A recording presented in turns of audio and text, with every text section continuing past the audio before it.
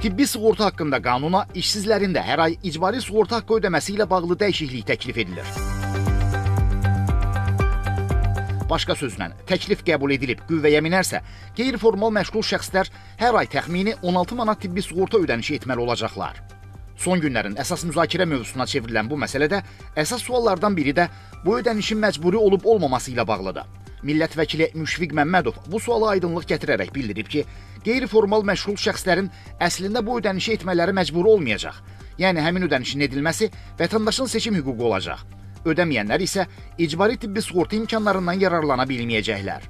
Qeyd etdiyimiz həmin qrup vətəndaşlar aylıq 16 Azərbaycan manatı icbari tibbi sığorta haqqını ödəməzsə, o zaman icbari tibbi sığortanın verdiyi imkanlardan yararlanma hüququnu itirir və tibbi xidməti alarkən özəl sektorda və yaxud digər sahələrdə ödəniş etmək məcburiyyətində qalır.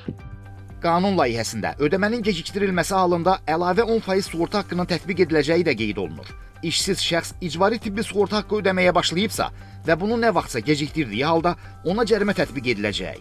Hər ayın müəyyən edilmiş günündə bu icbari tibbi sığorta haqqı olan 16 Azərbaycan manatı ödənilməlidir. O zamanında ödənilmədikdə isə 10% cərimə nəzərdə tutulmuşdur.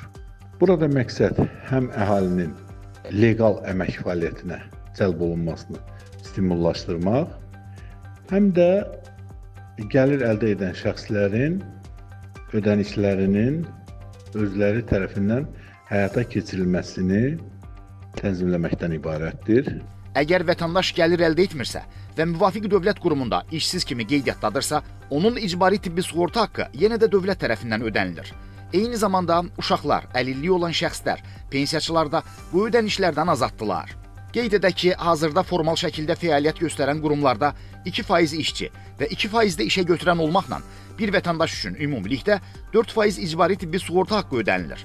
Sözgedən qanuna dəyişiklik edildikdən sonra müəyyən kateqoriyaya daxil olan şəxslər istisna olmaqla əmək potensialı olan şəxslər də ayda minimum əmək haqqının 4% həcmində, yəni 16 manat icbari tibbi sığorta haqqı ödəyəcəklər. İslam Əşrəfov, Yusif Kərimli, Xəzər xəbər.